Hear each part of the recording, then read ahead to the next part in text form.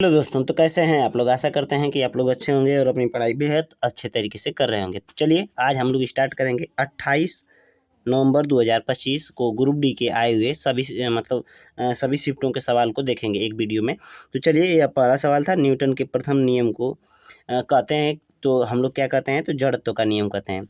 अगला सवाल है कि जड़त्व एवं द्रव्यमान के संबंध में क्या है, तो संबंध क्या है। तो यह इसका आंसर था कि जिस वस्तु का द्रव्यमान ज़्यादा होगा उसका जड़त्व भी ज़्यादा होगा। मैंने थोड़ा शॉर्टकट लिखा है, इसको आप लोग एडजस्ट कर लीजिएगा। तीसरा सवाल है कि जब बेरिंग क्लोराइड को सोडियम सल्फेट के साथ अभिक्रिया करता है तो किस प्रकार की अभिक्रिया होती है। तो दोहरी विस्थापन अभिक्रिया होती है। याद रखना है कैसी अभिक्रिया होती है, दोहरी विस्थापन अभिक्रिया होती है। चौथा सवाल है, लाइसोसोम की भूमिका को सर्वोत्तम रूप से दर्शाता है। तो क्या दर्शाता है, तो लाइसोसोम क्या होता है, तो हानिकारक जीवाणुओं को निगलने तथा विघटित करने वाली एक श्वेत रुधिर कोशिका होती है। आगे हम लोग देखेंगे 55 नंबर का, तरंग का आयाम बढ़ने पर क्या होता है, तो तरंग की ऊर्जा भी बढ़ जाती है। तरंग का आयाम बढ़ने पर क्या होता है, तरंग की ऊर्जा बढ़ जाती है। हाइड्रा की मुकुलन प्रक्रिया में चरणों के अनुक्रम बताना है। तो मुकुलन आरंभ होगा, फिर मुकुलन परिपक्व होगा, फिर मुकुलन वियोजन होगा, फिर मुकुलन विशिष्ट होगा। आगे हम लोग देखेंगे 17 नंबर का सवाल है, पृथ्वी के गुरुत्वीय बल के संदर्भ में कौन सा कथन सत्य था, यह इसमें कथन दिया था। तो यह सही था, जो मैंने डायरेक्ट आंसर लिखा है, यह वस्तु के द्रव्यमान पर निर्भर करता है। और देखिए, जिस वस्तु का द्रव्यमान जो होता है, गुरुत्वीय त्वरण जो होता है, भार जो होता है, जैसे जब त्वरण बदलता है तो भार बदलता रहता है, यह अलग से सवाल है। आगे हम लोग देखेंगे 8वां नंबर का सवाल है कि एक धात्विक चालक का प्रतिरोध, फिर यहाँ पे खाली स्थान है, के साथ बढ़ता है, तो तापमान वृद्धि के साथ साथ बढ़ने लगता है। कैसे बढ़ता है, तापमान वृद्धि के साथ साथ बढ़ने लगता है। आगे देखते हैं 9 नंबर का सवाल। यहाँ पे 9 नंबर का सवाल है, धारावाही से संबंधित है। तो धारावाही क्या होता है, एक सीधी धारावाही चालक के चारों ओर उत्पन्न चुंबकीय क्षेत्र रेखाएं तार के अनुदिश संकेंद्रित वृत्त में बनाती हैं। आगे देखेंगे यह इसी में कि इन चुंबकीय क्षेत्र रेखाओं की दिशा दक्षिण हस्त अंगुष्ठ नियम का उपयोग करके निर्धारित की जा सकती है। अगला सवाल था 10वां नंबर का कि H2S प्लस आयोडीन अभिक्रिया इस तरह से करवा के 2HI प्लस यस करके इस तरह से दे दिया था और पूछा था कि यह कौन सी अभिक्रिया है। तो इसमें इसका आंसर था रेडॉक्स अभिक्रिया, याद रखना है। अगला सवाल है 11 नंबर का कि एक हाउसिंग सोसाइटी ने अपशिष्ट को 2 डिब्बे में पृथक पृथक करना शुरू किया, हरा रसोई अपशिष्ट के लिए और नीला प्लास्टिक अपशिष्ट के लिए, और धातु और कांच के लिए। इन प्रक्रियाओं का मुख्य लाभ क्या होगा। तो अलग अलग कचरे को अलग अलग रखने से क्या लाभ होगा, इससे सवाल आया था। तो इसमें अजैविक निम्नीकरण अपशिष्ट को जैव निम्नीकरण अपशिष्ट से पृथक करने में सहायता प्राप्त होती है, याद रखना है। कि अगला सवाल है कि 12 नंबर का कि रदरफोर्ड के अल्फा कण प्रकीर्णन प्रयोग से किसकी खोज हुई थी। तो यह नाभिक की खोज हुई थी, याद रखना है। अगला सवाल है 13 नंबर का कि सुकेंद्रित कोशिका में केंद्रक का मुख्य कार्य क्या है। तो सुकेंद्रित कोशिका में केंद्रक का मुख्य कार्य होता है कोशिका की जीवन प्रक्रिया को निर्देशित करना। क्या करना, यूकैरियोटिक कोशिका में केंद्रक का काम क्या होता है, तो कोशिका की जीवन प्रक्रिया को निर्देशित करना इसका काम होता है केंद्रक का। केंद्रक क्या बोलते हैं हम लोग, कोशिका का ब्रेन बोलते हैं हम लोग केंद्रक को। स्थितिज ऊर्जा के बारे में हम लोग देखेंगे। स्थितिज ऊर्जा को इसमें उदाहरण दिया था, किसमें स्थितिज ऊर्जा है, तो यह होती है मेज पर रखी किसी पुस्तक में स्थितिज ऊर्जा होती है। स्थितिज ऊर्जा उसको बोलते हैं जिसमें क्या होता है कि स्थिति के कारण ऊर्जा आ जाए। अगला सवाल है कि 15 नंबर का सवाल है कि प्रिज्म से बैगनी ज़्यादा विचलित होता है, इसका कारण क्या था। तो इसका कारण है कि बैगनी रंग की तरंगदैर्ध्य क्या होती है, न्यूनतम होती है, यानी कम होती है, और इसलिए इसका अपवर्तनांक अधिकतम होता है, याद रखना है। थोड़ा सा हम लोग तेजी से चल रहे हैं। अगला सवाल है 16 नंबर का। 16 नंबर का सवाल है कि द्विखंडन के दौरान कितनी संतति कोशिकाएं बनती है। द्विखंडन जो होता है, कोशिकाओं के निर्माण में, तो यह 2 कोशिकाओं का निर्माण होता है। याद रखना है, 2 कोशिकाओं का निर्माण होता है। 17 नंबर का सवाल है कि अवतल लेंस से क्या होता है? अवतल लेंस से प्राप्त होता है, कौन सी चीज़ें प्राप्त होती हैं? तो प्रतिबिंब पर्दे पर प्राप्त नहीं किया जा सकता है। प्रतिबिंब हमेशा वस्तु से छोटा बनता है। ये सब बातें याद रखनी है। अगला सवाल है कि पौधों की कोशिकाओं में सूजन या सिकुड़न की प्रक्रिया होती है, जिसके कारण आकार और गति में परिवर्तन होता है। सीधे तौर पर किस कारक के कारण यह होता है? तो यह होता है आंतरिक जलाशय में परिवर्तन के कारण होता है यह चीज़। आगे जो यह मतलब सिकुड़न और सूजन जो होती है पौधों के अंदर।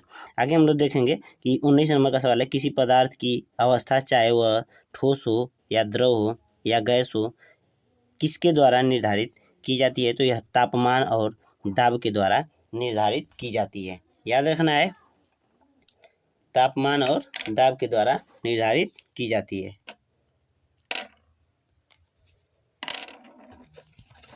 चलिए देखते हैं यहाँ पे 20 नंबर का सवाल है कि सक्रियता श्रेणी में सबसे नीचे पाई जाने वाली धातु, सक्रियता श्रेणी में सबसे नीचे पाई जाने वाली धातु जो होती है कौन सी होती है? तो इनमें से कौन सी होती है? नीचे पाई जाने वाली धातु किस अवस्था में होती है? इसका मतलब अवस्था पूछा है, तो अवस्था के बारे में यह मुक्त अवस्था में पाई जाती है। और सबसे नीचे जो पाई जाती हैं यह धातु होती हैं सोना, चांदी, प्लेटिनम, यह सब सबसे नीचे पाई जाती है। इसका एक ट्रिक होता है, काशीनाथ का माली आलू जरा फीके पकाता है, कौन है आगे आओ। तो जो आगे आओ का मतलब है आगे का मतलब एजी का मतलब होता है सिल्वर, और एयू का मतलब होता है सोना। सोना सबसे नीचे होता है, चांदी उसके ऊपर होता है। याद रखना है। 21 नंबर का सवाल है कि संतृप्त कार्बन यौगिक का सुस्पष्ट अभिलक्षण क्या होता है? तो असंतृप्त कार्बन यौगिक का सुस्पष्ट अभिलक्षण क्या होता है? तो इसमें होता है कि कार्बन परमाणुओं के बीच कम से कम एक द्वि या त्रिय आबंध होता है। 22 नंबर का सवाल है कि पीयूष ग्रंथि को भी कंट्रोल करता है, तो कौन करता है? तो ये इसका आंसर हो जाएगा हाइपोथैलेमस। अर्ध चेतन बोलते हैं इसको, चेतक बोलते हैं। 23 नंबर का सवाल है, देखिए इसमें थोड़ा सा वीडियो की क्वालिटी है थोड़ी सी कमज़ोर है, लेकिन आप लोगों के लिए कंटेंट जो है बहुत मायने रखता है। आप लोग इसको कंटेंट को देखिए और थोड़ा लाइक शेयर कमेंट जो भी है करते रहिए, और चैनल को साथ ही साथ सब्सक्राइब भी कर दीजिएगा। मैं आप लोगों को दिखा देना चाहता हूँ, यह पूरा नोट्स बना के रख लिया हूँ, 2525 क्वेश्चनों का है। और इस वीडियो में मैं कोशिश करूँगा कि 1-2 वीडियो बने और उसमें पूरी कंप्लीट करके बता दूँ 2525 क्वेश्चन।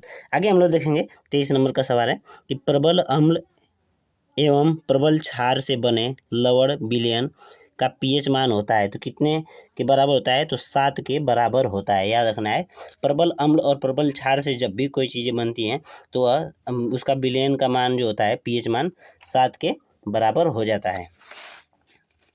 आगे देखते हैं हम लोग कि एक छात्र परागण से पहले पुष्प की वर्तिका को काट देता है, तो सबसे अधिक संभावित क्या होगा? तो यह निषेचन नहीं होगा। याद रखना है, उसमें ऑप्शन में था निषेचन नहीं होगा, एकदम टीप किसी को मारना है।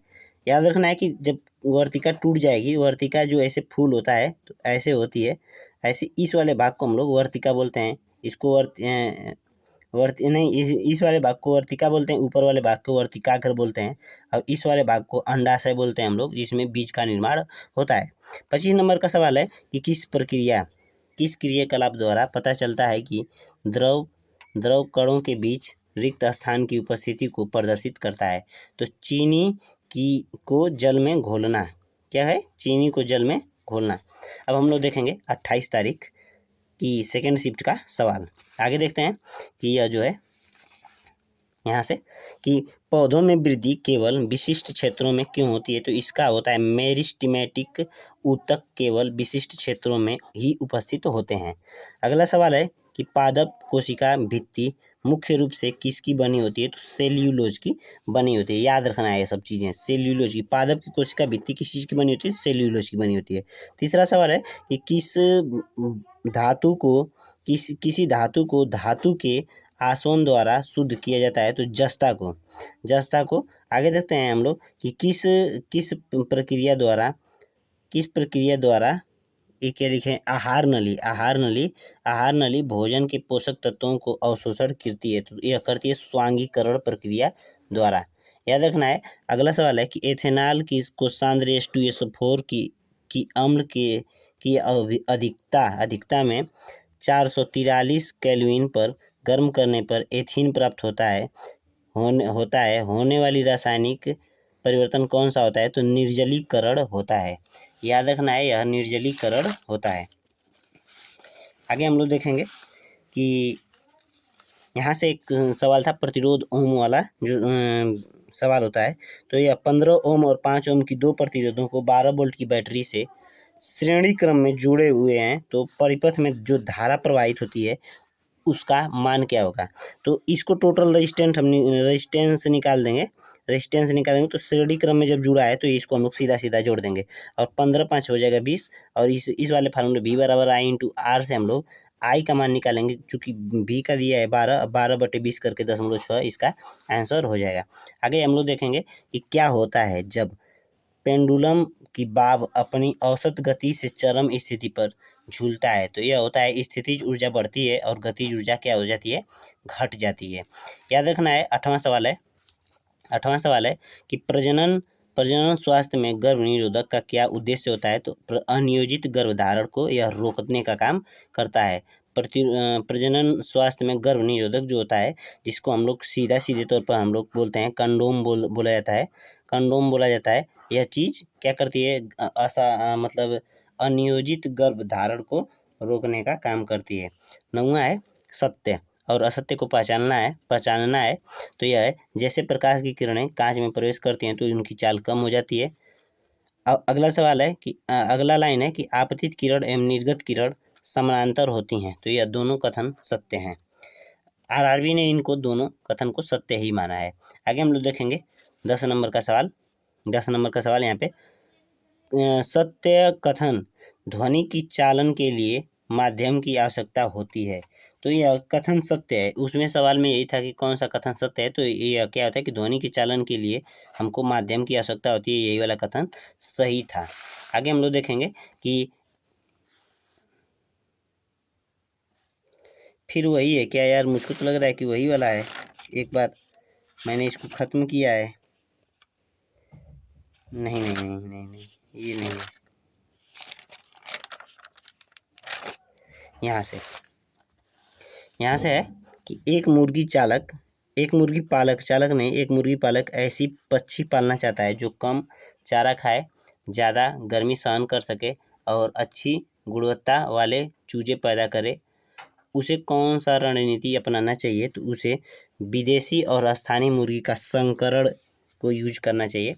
आगे हम लोग देखेंगे कि थॉमसन के परमाणु मॉडल के अनुसार कौन सा कथन सत्य है, तो यह कथन सत्य है। तो इलेक्ट्रॉन जो है धनात्मक आवेशित गोले के यादृच्छिक रूप से प्रसारित होता है।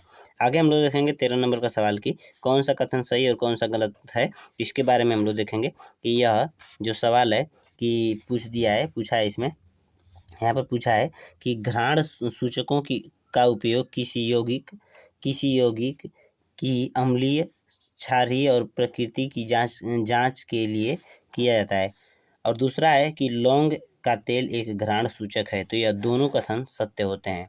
आगे हम लोग देखेंगे कि 14 नंबर का सवाल है आर्किमिडीज के सिद्धांत के अनुसार जब कोई पिंड किसी तरल पदार्थ में डूबा होता है तो उसे क्या अनुभव होता है, तो उसे उत्प्लावन बल का अनुभव होता है। आर्किमिडीज के सिद्धांत के अनुसार पिंड द्वारा विस्थापित द्रव का भार जो होता है उसके बराबर ऊपर की ओर लगाए गए बल के बराबर होता है। याद रखना है।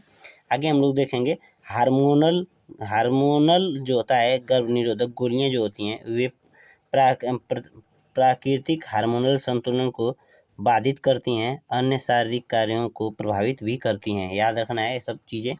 आगे है 16 नंबर का सवाल कि उस तत्व की पहचान करें जो प्रकृति में अणु के रूप में विद्यमान रहता है। ये होता है हीलियम। याद रखना है हीलियम होता है।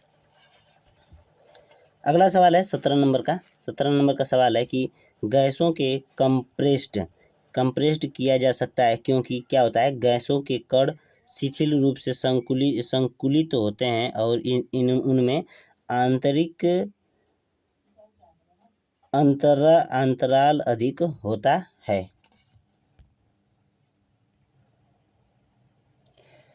किस धात्विक ऑक्साइड के केवल गर्म करके धातु में अपचयित किया जा सकता है? तो यह होता है मर्क्यूरिक ऑक्साइड। मर्क्यूरिक ऑक्साइड को ऐसे किया जा सकता है।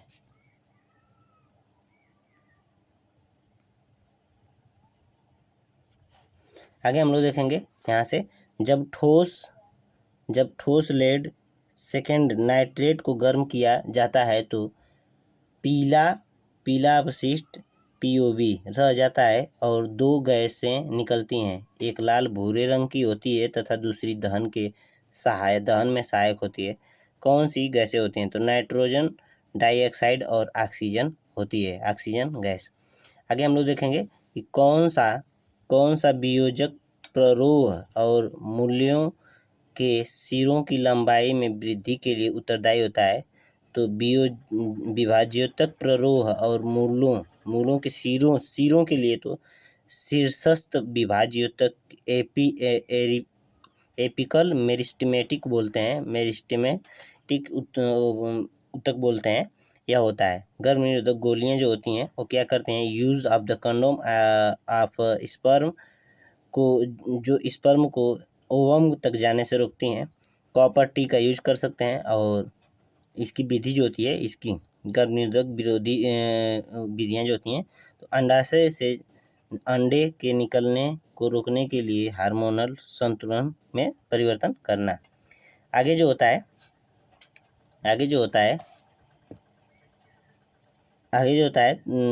12 नंबर का सवाल है कि कोशिका आकार के संबंध में निम्नलिखित में से कौन सा कथन सही है? तो यह कोशिका का आकार उसके कार्य से संबंधित होता है।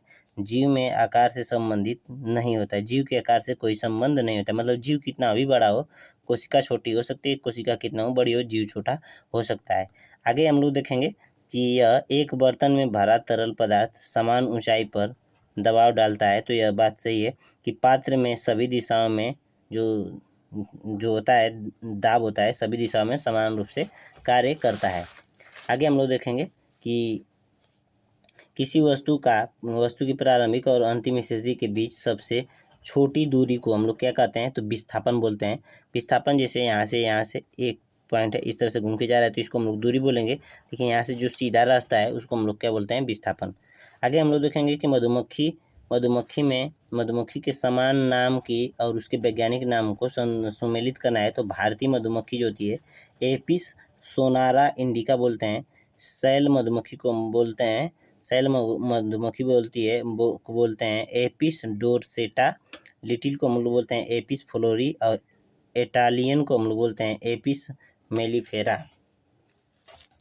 आगे हम लोग देखेंगे पुष्पीय पौधे जो होते हैं, पुष्पीय पौधों में कायिक प्रबंधन का निम्नलिखित में से कौन सा लाभ होता है? तो पुष्पीय पौधों में कायिक प्रबंधन का निम्नलिखित में से कौन सा लाभ होता है? तो यह होता है एक बीज द्वारा उत्पादित पौधों की तुलना में पहले फूल और फल दे सकें।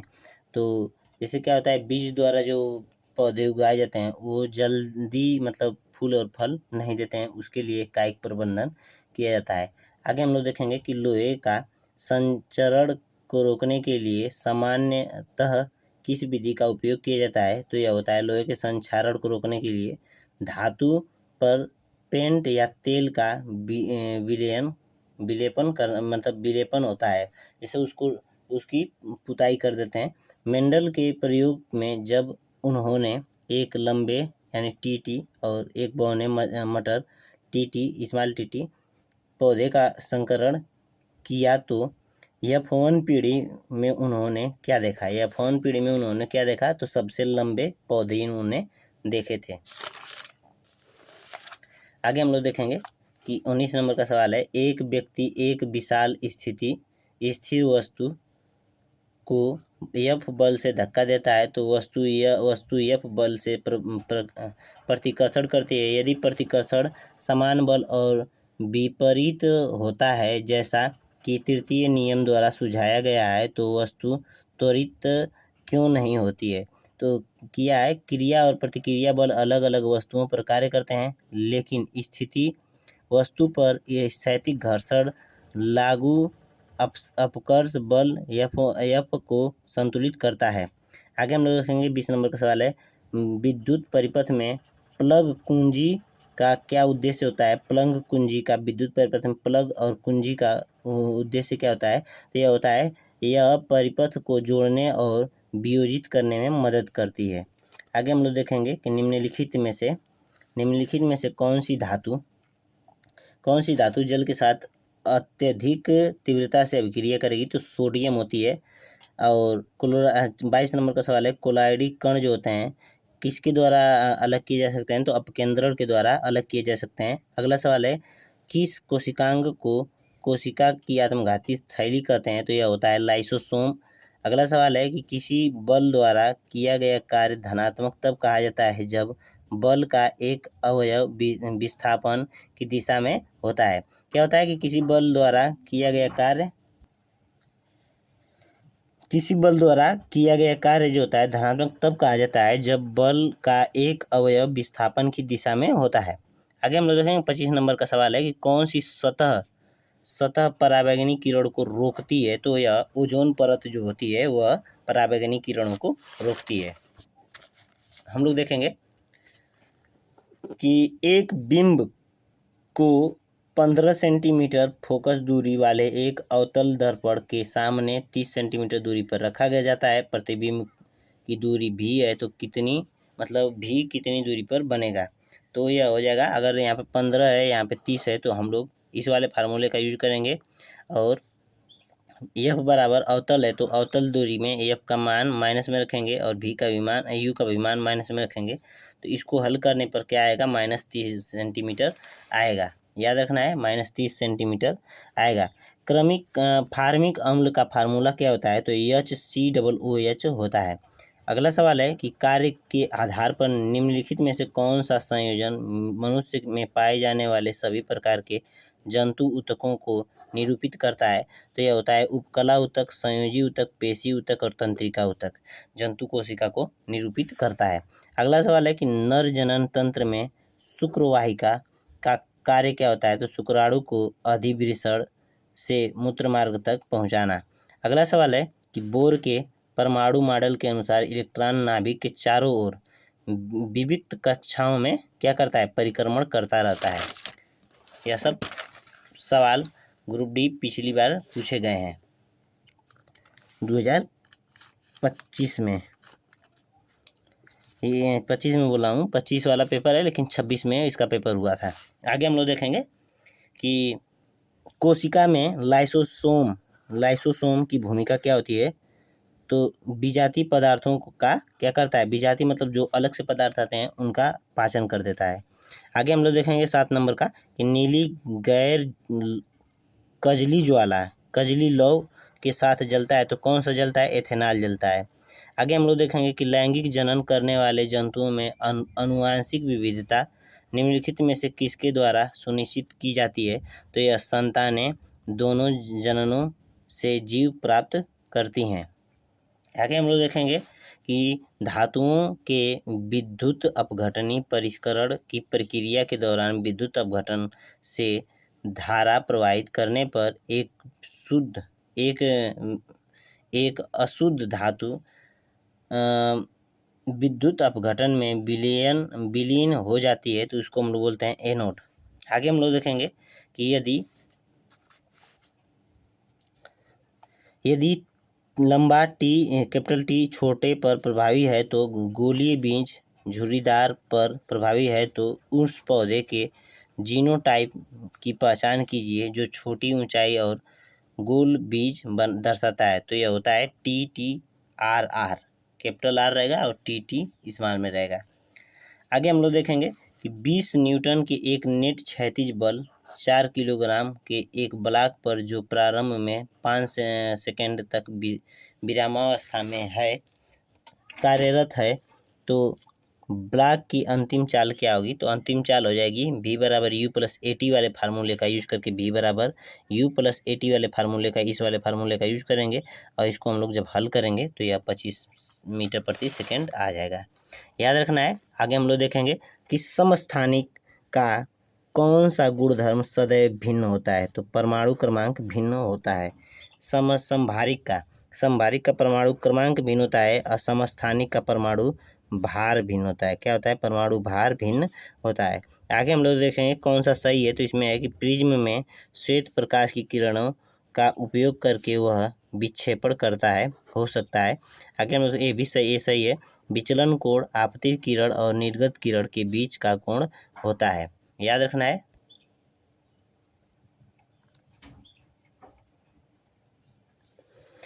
अगला सवाल है कि एक समान गति के बारे में कौन सा गलत है? यहाँ पर कि एक समान गति के बारे में कौन सा गलत है? बार बार लाइट डिम हो जा रही है। तो यह कौन सा गलत है? तो यह बी वाला कथन गलत है। जब देखिए एक समान गति तब होती है जब त्वरण शून्य होता है। एक समान गति में क्या होता है कि वेग अपरिवर्तित रहता है, पिंड समान समय में समान दूरी तय करता है। याद रखना है। लेकिन यह वाला गलत है। गति समय के साथ लगातार बदलती रहती है, यह चीज़ गलत हो जाएगी। अगला देखेंगे कि अगला सवाल है कि अम्लीय विलयन की जांच करते हैं। कैसे करते हैं अम्लीय विलयन की जांच हम लोग कैसे करते हैं? तो यह होता है कि मेथिल ऑरेंज जो होता है अम्लीय विलयन में लाल हो जाता है, फिनाप्थेलिन रंगहीन और लिटमस लाल हो जाता है। आगे हम लोग देखेंगे कि कौन सा आवरणक पौधों को पीला, नारंगी या लाल रंग प्रदान करता है? तो क्रोमोप्लास्ट आवरणक होता है। यह पौधों को लाल, पीला, नारंगी और लाल रंग प्रदान करता है। आगे हम लोग देखेंगे 17 नंबर का सवाल है चुंबकीय क्षेत्र रेखाएं होती हैं। तो चुंबकीय क्षेत्र रेखाएं चुंबक के बाहर, क्षेत्र रेखाएं उत्तर से दक्षिण की ओर गमन करती हैं। अगला सवाल है कि वनों और जैव विविधता के संरक्षण का प्रमुख लक्ष्य क्या है? तो विरासत में मिली जैव विविधता को संरक्षित करना। अगला सवाल है कि कार्बनिक यौगिक कौन है? तो यह है मीथेन, मेथेन, एल्कोहल और एसिटिक अम्ल। आगे हम लोग देखेंगे कि ग्रीन हाउस प्रभाव के लिए कौन सी गैस उत्तरदायी है और जीवाश्म ईंधन के दहन पर उत्पन्न होती है? तो यह होती है कार्बन डाइऑक्साइड गैस। अगला सवाल है 21 नंबर का कि एक वस्तु को सीधे ऊपर की ओर फेंका जाता है और अधिकतम 20 मीटर की ऊंचाई तक पहुंच जाती है। इसका जी का मान 10 मीटर प्रति सेकंड स्क्वायर दिया है। तो उस वस्तु को फेंके जाने में लिए जाने वाला समय और प्रारंभिक चाल कितनी होगी? तो इसको हम लोग फार्मूला का यूज करेंगे, एस बराबर U T plus half A T square का यूज करेंगे। और इसमें क्या करेंगे, और भी एक फार्मूला है वी स्क्वायर बराबर यू स्क्वायर प्लस 2 वी बराबर यू प्लस ए टी और वी स्क्वायर बराबर यू स्क्वायर प्लस 2a, ऐसे तीनों फार्मूले होते हैं। इनमें से हम लोग क्या करेंगे कि वी स्क्वायर बराबर यू स्क्वायर प्लस 2a को हम लोग यूज करेंगे और इससे हम लोग 20 मीटर प्रति सेकंड निकाल लेंगे सवाल का उत्तर। आगे हम लोग देखेंगे कि एक ही पदार्थ की दो तारों की लंबाई समान है लेकिन उसके अनुप्रस्थ परिच्छेद के क्षेत्रफलों के अनुसार 1:4 में है। तो प्रतिरोधों का अनुपात कितना होगा? तो प्रतिरोध का अनुपात क्या होगा? इसका सेम उल्टा हो जाएगा, तो 4:1 हो जाएगा। आगे हम लोग देखेंगे कि निम्नलिखित में से कौन सा विकल्प तरंग के आयाम को सटीक रूप से परिभाषित करता है? तो यह कौन सा है? तो कण का अपनी माध्य स्थिति से अधिकतम विस्थापन। अगला सवाल है कि एक मशीन t सेकंड में W जूल कार्य करती है तो मशीन की शक्ति वाट में निम्नलिखित वाट में किस संबंध द्वारा सही रूप से दी गई है? तो पावर बराबर होता है W/T। एक पावर बराबर होता है V/I होता है। यह विद्युत में काम करता है। आगे हम लोग देखेंगे कि 25 नंबर का सवाल है कि एक परमाणु में 11 प्रोटॉन और 11 इलेक्ट्रॉन हैं और 12 न्यूट्रॉन है तो परमाणु का परमाणु द्रव्यमान क्या होगा? तो 11 और 12 को हम लोग सीधा जोड़कर 23 कर देंगे, इसका आंसर हो जाएगा। अगली शिफ्ट 1/12/2025 की है, जो सेकंड शिफ्ट है। तो हम लोग देखेंगे कि पहला सवाल है कि कांच के प्रिज्म द्वारा श्वेत प्रकाश के विक्षेपण के लिए कौन उत्तरदायी होता है? तो कांच में विभिन्न रंगों के प्रकाश भिन्न भिन्न चालों से गमन करते हैं, इसलिए यह ऐसा होता है, फैल जाता है। आगे हम लोग देखेंगे कि किसी विलयन को अस्थायी तब कहा जाता है जब वह अविक्षुब्ध रहने पर विलय के कण नीचे नहीं बैठते हैं। समझ रहे हैं? अस्थाई। अगला है उदासीनीकरण अभिक्रिया है। तो यह उदासीनीकरण अभिक्रिया जो होती है, उदासीनीकरण अभिक्रिया कैसी होती है? तो अम्ल और क्षार से क्या प्राप्त होता है? तो लवण और जल ही प्राप्त होता है। आगे हम लोग देखेंगे कि चौथे नंबर का सवाल है कि मनुष्यों में वृक्क का यथार्थ स्थान क्या होता है? तो चलिए यहाँ से देखते हैं। चौथा नंबर का सवाल है कि मनुष्य में वृक्क का कौन सा था? यहाँ से तो हो गया था, यहाँ पर देखेंगे कि वृक्क का यथार्थ स्थान क्या होता है। वृक्क मतलब होता है किडनी के स्थान के बारे में पूछ रहा है। तो यह तो होता है उदर में मेरुदंड और दोनों ओर, उदर में और मेरुदंड में दोनों ओर इसका उत्तर हो जाएगा।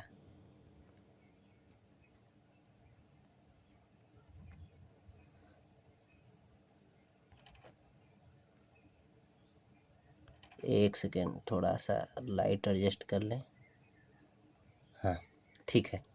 चलिए देखेंगे जीवों में आबादी में विविधता मुख्यतः क्यों महत्वपूर्ण है? तो यह बदलती पर्यावरण परिस्थितियों में जीवित रहने की संभावना को बढ़ाता है। अगला है फ्लेमिंग के बाएं हाथ के नियम का उपयोग विद्युत मोटर में गति की दिशा निर्धारित करने के लिए किया जाता है। कौन सी उंगली बल या गति की दिशा को दर्शाती है? तो अंगूठा जैसे हम लोग ऐसे करेंगे, ऐसे करते हैं, सब उंगलियां 90 डिग्री पे होनी चाहिए, ऐसा होता है बाएं हाथ का नियम। आगे हम लोग देखेंगे कि 20 ओम प्रतिरोध के एक विद्युत हीटर 220 वोल्ट आपूर्ति से जुड़ने पर 10 मिनट तक प्रचालित होता है। तो उत्पन्न ऊष्मा क्या होगी? तो एक फार्मूला होता है H = I² RT का। तो इस पर हम लोग लगाएंगे तो यह इसका मान आ जाएगा 1.45 × 10⁶ जूल। आगे हम लोग देखेंगे कि वैद्युत अपघटनी परिष्करण के दौरान एनोड के रूप में किसको प्रयुक्त किया जाता है? तो अशुद्ध धातु की एक पट्टी जिसे परिष्कृत किया जाना है, मतलब जिसको परिष्कृत किया जाना है उसको हम लोग क्या बनाते हैं? एनोड बनाते हैं, याद रखना है। स्थिर अनुपात के अनुसार क्या होता है कि जल में हाइड्रोजन के द्रव्यमान और ऑक्सीजन के द्रव्यमान का अनुपात क्या होता है कि 1.8 होता है। और कार्बन डाइऑक्साइड में कार्बन और ऑक्सीजन का अनुपात क्या होता है? 3.8 होता है। यह बात सत्य है। आगे हम लोग देखेंगे कि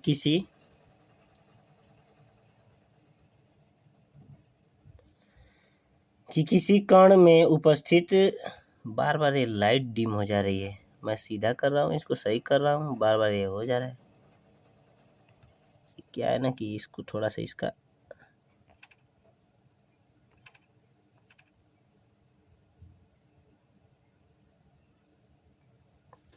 अब मुझको लग रहा है कि जल्दी सही नहीं, खराब नहीं होगा। आगे देखेंगे हम लोग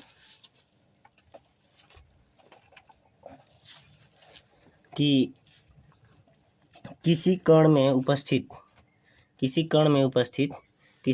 उपस्थिति के कारण रफ इंडोप्लाज्मिक रेटिकुलम RER सूक्ष्मदर्शी से देखने पर रुक्ष दिखाई देता है।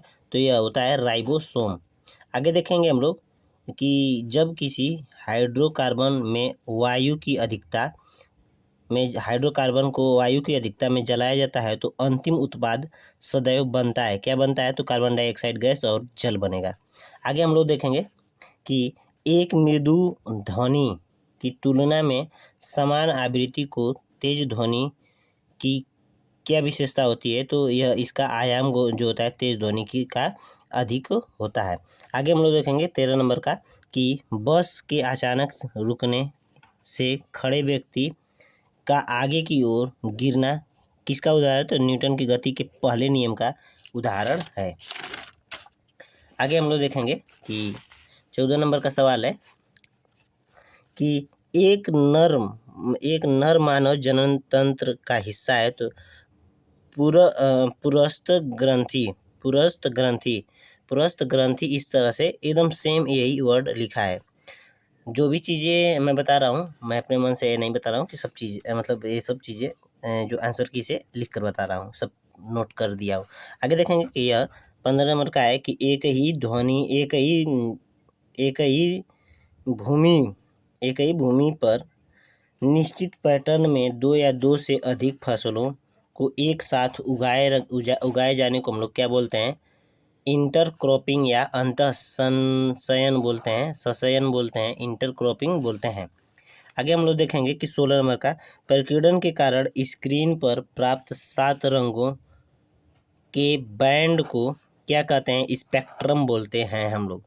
आगे हम लोग देखेंगे कि 17 नंबर का सवाल है कि जब किसी पिंड का वेग मूल वेग से 2 गुना हो जाता है तो उसकी गतिज ऊर्जा क्या होगी, तो हम लोग क्या करेंगे, यहाँ पर v के बराबर 2v रख देंगे तो यह 4 गुना हो जाएगी।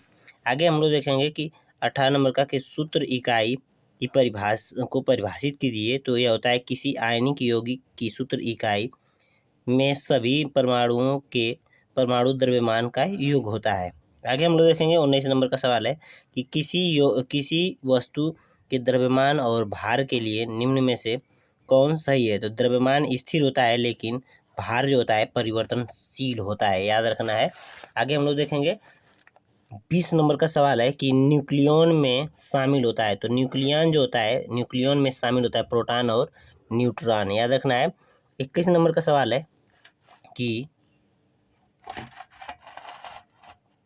21 नंबर का सवाल है, यहाँ पे थोड़ा लाइट ज़्यादा आ रही है।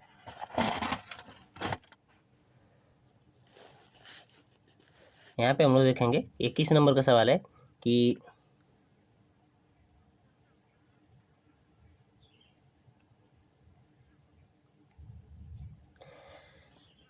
कृषि भूमि में किस खरपतवार को हटाना किसानों के लिए लाभदायक होता है, तो पार्थेनियम, एक जिसको हम लोग बोलते हैं गाजर घास।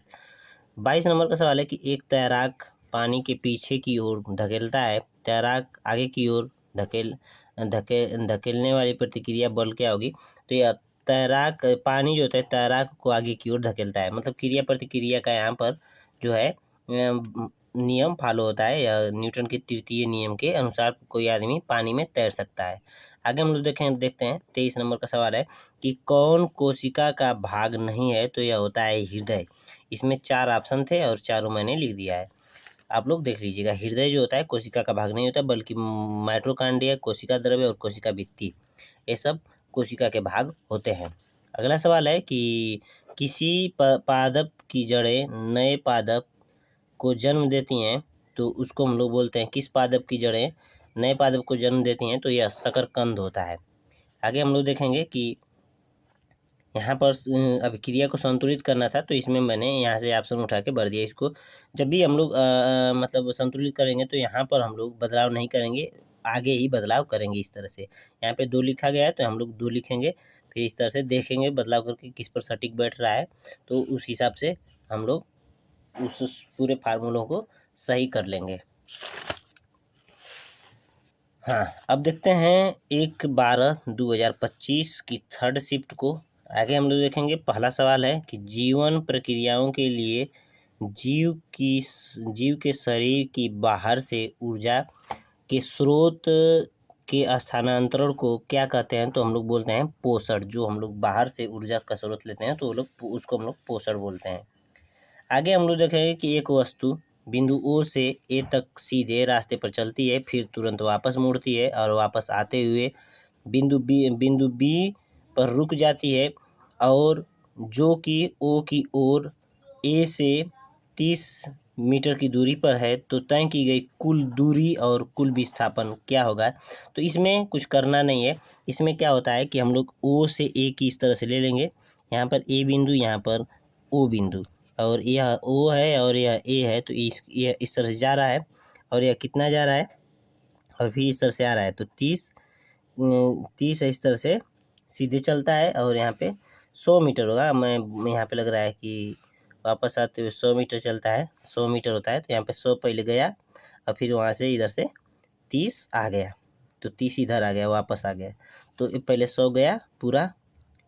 तो बोला है कि यहाँ पे 100 यहाँ पे दूरी कितना होगा, तो 100 गया और 30 आया, तो यह हो जाएगा 130 दूरी हो जाएगा। और यहाँ पे 100 आकर यहाँ पे 30 माइनस हुआ है, तो यहाँ पे जो बचेगी दूरी, इसको हम लोग बोलेंगे विस्थापन, यह होता है 70 हो जाएगा जो बचेगा, शॉर्टकट दूरी।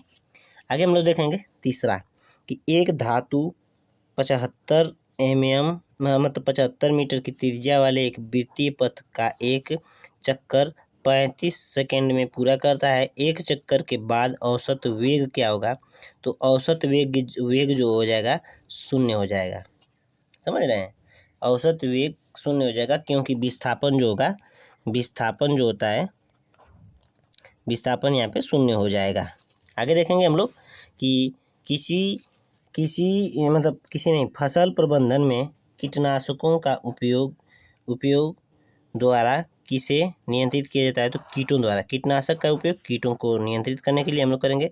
5वां नंबर का सवाल है कि चलती बस में खड़ा यात्री अचानक बस के रुकने पर आगे की ओर गिर जाता है, तो यह न्यूटन के प्रथम नियम से होता है। अगला सवाल है कि कौन सा जीव प्रजनन के बहुविखंडन मोड के माध्यम से गुणन करता है, तो प्लाज्मोडियम होता है। क्या होता है, प्लाज्मोडियम होता है, याद रखना है। आगे हम लोग देखेंगे कि पौधे के लिए प्रचुर मात्रा में आवश्यक होता है, तो फास्फोरस। अगला सवाल है कि इलेक्ट्रॉन नाभिक के चारों ओर निश्चित पथों पर परिक्रमण करते हैं, तो जिन्हें हम लोग क्या बोलते हैं, कोश या कक्षक बोलते हैं। 9वां सवाल है कि द्रव्य को हम लोग क्या करते हैं, आकार इसका निश्चित नहीं होता है किसी भी द्रव्य का, लेकिन आयतन द्रव हम लोग द्रव है, या द्रव्य नहीं बोलेंगे, द्रव बोलेंगे। तो द्रव का आकार निश्चित नहीं होता है, लेकिन आयतन क्या होता है, निश्चित होता है।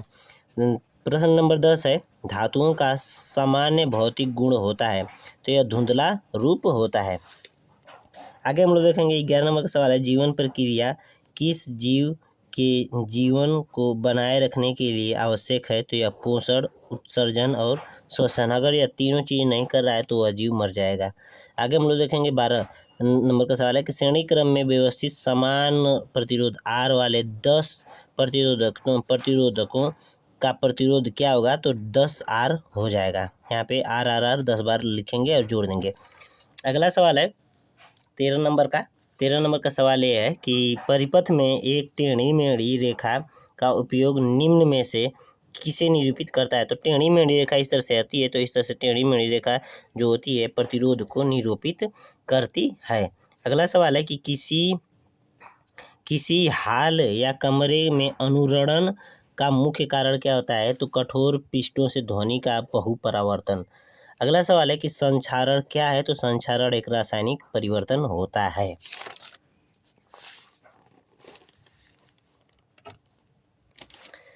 आगे हम लोग देखेंगे कि गोल्जी बॉडी जो उपकरण होता है किसका अंगक होता है, तो इंडोप्लाज्मिक रेटिकुलम का अंग होता है। आगे हम लोग देखेंगे 17 नंबर का सवाल है कि एक बच्चा खिलौना कार को जमीन पर खींचता है, यदि बल और विस्थापन एक ही दिशा में है तो किया गया कार्य क्या होगा, यह बल और विस्थापन के गुणनफल के बराबर होगा। अगला सवाल है कि 18 नंबर का कि ग्लूकोज का रासायनिक सूत्र क्या होता है, तो ग्लूकोज का रासायनिक सूत्र होता है C6H12O6। फिर अगला सवाल है कि कोशिकाएं से जुड़े कई छोटे शाखित भाग या प्रक्रियाएं होती हैं जिन्हें कहा जाता है, तो डेंड्राइट्स बोलते हैं, इसको द्रुमिका भी हिंदी में बोलते हैं। अगला सवाल है 20 नंबर का तो 20 नंबर के सवाल को हम लोग देखेंगे। एक सेकेंड।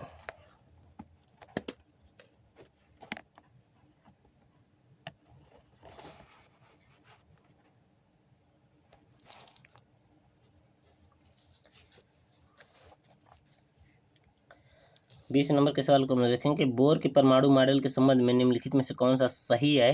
तो यह है, परमाणु के भीतर केवल कुछ विशेष कक्षाओं की अनुमति होती है जिन्हें इलेक्ट्रॉन की विविध कक्षाएं कहा जाता है।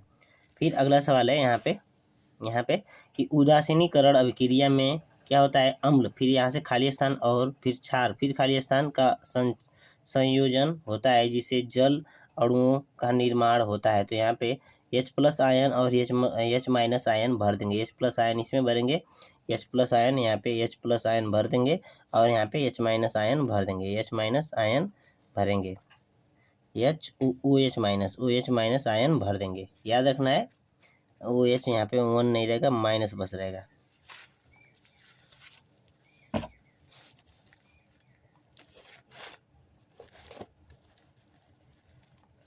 आगे हम लोग देखेंगे कि यहाँ पे कि किसे समाज में खराब जीवन स्तर के योगदान देने वाले प्रमुख कारक माना जाता है। तो संसाधनों के वितरण में असमानता जो होती है, संसाधनों के वितरण में असमानता को मानते हैं। आगे हम लोग देखेंगे कि एक त्रिभुजाकार कांच में प्रिज्म के कितने आयताकार पार्श्व पृष्ठ होते हैं। तो यह होता है 3। आगे हम लोग देखेंगे 24 नंबर का सवाल है, किसी वस्तु के आकार का वास्तविक प्रतिबिंब प्राप्त करने के लिए उसे उत्तल लेंस के सामने कहाँ रखा जाना चाहिए। तो फोकस दूरी के दुगने पर। अगला सवाल है 24 नंबर का कि यौगिक में से किसका उपयोग ईंधन योज्य रूप में किया जाता है। तो यह होता है एथेनॉल। अगला शिफ्ट है यहाँ पे 2 तारीख 12वां महीना 2025। फर्स्ट शिफ्ट का सवाल है कि निम्नलिखित में से प्रजनन की कौन सी विधि जनसंख्या में तीव्र वृद्धि सुनिश्चित करती है। तो अलैंगिक प्रजनन वृद्धि जो होती है जनसंख्या में तीव्र वृद्धि सुनिश्चित करती है। आगे हम लोग देखेंगे कि प्रश्न नंबर 2 है, गुरुत्वीय त्वरण ऊंचाई बढ़ने पर क्या होता है। ऊंचाई बढ़ने पर घटता है और घटने पर ऊंचाई बढ़ने या घटने पर दोनों में क्या होता है, घट जाता है गुरुत्वीय त्वरण। चाहे ऊंचाई पृथ्वी से ऊंचाई बढ़े या चाहे ऊंचाई घटे, उससे मतलब नहीं है, लेकिन यह हमेशा क्या होगा, घट जाएगा। आगे हम लोग देखेंगे कि वायु में ध्वनि की चाल जो होती है 340 मीटर प्रति सेकंड है। यदि कोई परावर्तक सतह 17 मीटर की दूरी पर है तो प्रतिध्वनि के स्रोत तक लौटने में कितना समय लगेगा। तो 0.1 सेकेंड लगेगा। तो चलिए दोस्तों, यहाँ अब तक मुझको लग रहा है कि यहाँ पे बारिश हो रही है और थोड़ा आवाज़ इसमें जो है सही से नहीं आ पा रही है। तो आप लोग क्या कीजिए, चैनल को सब्सक्राइब जरूर कीजिएगा और अपने दोस्तों को जरूर भेजिएगा। मैं आप लोगों से बता रहा हूँ कि यहाँ से जो छूटा है 2 तारीख 12वां महीना 2025 से हर एक शिफ्ट के सवालों को करवाऊँगा। जब तक बारिश बंद होती है उसके बाद रिकॉर्डिंग करके आप लोगों को पूरी तरीके से डाल दिया जाएगा। आप लोग देख लीजिएगा और चैनल को साथ ही साथ सब्सक्राइब करना मत भूलिएगा। जय हिंद, जय भारत। मिलते हैं अगली वीडियो में।